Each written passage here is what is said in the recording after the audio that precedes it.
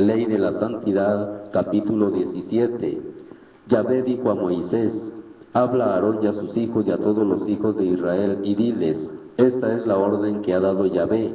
Cualquier hombre del pueblo de Israel que sacrifique un ternero, una oveja o una cabra dentro del campamento o fuera del mismo, y no lo lleve a la entrada de la tienda de las citas para presentarlo como ofrenda a Yahvé ante su morada, será considerado como reo de sangre, y por haber derramado sangre será borrado de su pueblo. Los hijos de Israel no sacrificarán más sus víctimas en el campo, sino que las traerán al sacerdote a la entrada de la tienda de las citas. Allí las ofrecerán a Yahvé como sacrificios de comunión. El sacerdote derramará la sangre sobre el altar de Yahvé a la entrada de la tienda de las citas y quemará las grasas como calmante olor para Yahvé. De este modo ellos ya no seguirán ofreciendo sacrificios a esos chivos a los que servían y tras los cuales se prostituían. Este será un decreto perpetuo para ellos de generación en generación.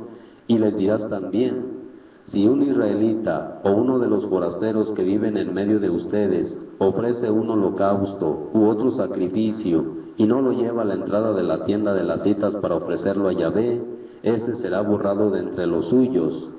No comerán sangre. Si un hombre de Israel o de los forasteros que viven en medio de ustedes come cualquier clase de sangre, aborreceré a esta persona que come sangre y la exterminaré, porque el alma de todo ser viviente está en su sangre, y yo les di la sangre para que la lleven al altar para el rescate de sus almas, pues esta sangre paga la deuda del alma. Por eso he dicho a los hijos de Israel: ninguno de ustedes comerá sangre, ni tampoco el forastero que vive entre ustedes. Si un hombre de Israel o alguno de los extranjeros que viven en medio de ustedes caza un animal o ave que está permitido comer, derramará su sangre y la cubrirá con tierra, porque la sangre de todo ser viviente es su misma alma. Por eso mandé a los hijos de Israel: no comerán la sangre de ningún animal, pues la sangre es un alma misma. El que la coma será eliminado. Toda persona nacida en el país o todo forastero que haya comido carne de animal muerto o destrozado deberá lavar sus vestidos y bañarse en agua, y quedará impuro hasta la tarde.